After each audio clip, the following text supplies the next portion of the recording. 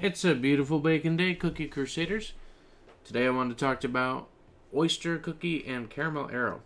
So when Caramel Arrow first came out, she was very good for speed, very good for critical damage, and very good for many other things. And Caramel Arrow, as you can see against the other opposing team I'm fighting, is still a very powerful and opposing force. Now, as you can also see, this team is running an insignia, which means that even when we take down some of their cookies, the other cookies are going to get healed a bit. So, that is one thing you can consider against our fight.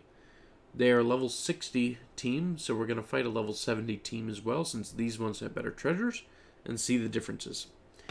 The team we're running is Oyster Cookie, Parfait for heals, Monocle also for heals, Dark Cacao, Clotted, and Caramel Arrow. So the activation sequence is to push them out as fast as possible, get the debuffs on them with Caramel Arrow, Monocle to cleanse our own team with debuff resistance from Parfait, and strike down their team with as much critical power as quick as possible. And I will show the toppings that we're running afterward as well, because they are important to the setup that we are running.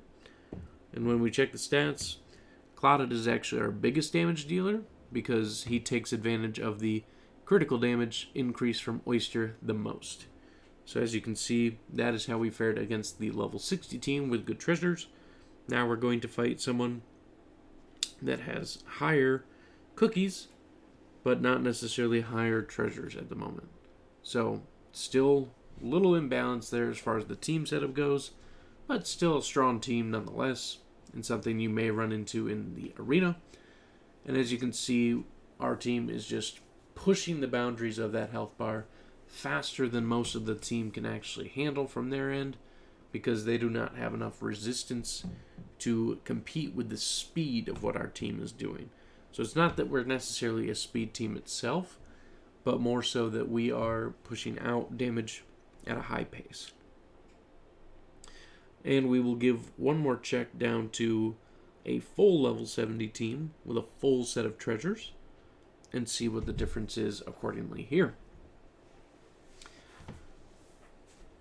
So this time they should be on equal grounds. They have a wildberry with likely high defenses, good damage resistance across their whole team, a lot of damage coming from our side. We do end up losing Oyster just because we only have 3% damage resistance on Oyster, but that critical percent and that critical damage has been raised nonetheless. So our team is pushing forward and taking the lead with a very close battle because of their Caramel Arrow and their insignia keeping them safe for the moment.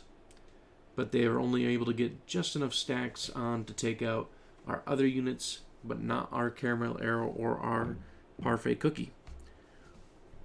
So as you can see here, their Caramel was better set up in the sense of the weakness debuffs from Eclair, but their Clotted Cream fell pretty short.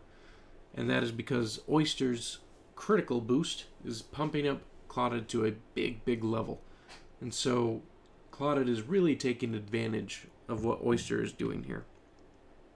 Now to go into the toppings, because they do matter for what we ran. We had critical toppings on Dark Cacao, speed toppings on Caramel Arrow with a focus of critical damage resist and attack speed, critical toppings on Clotted Cookie.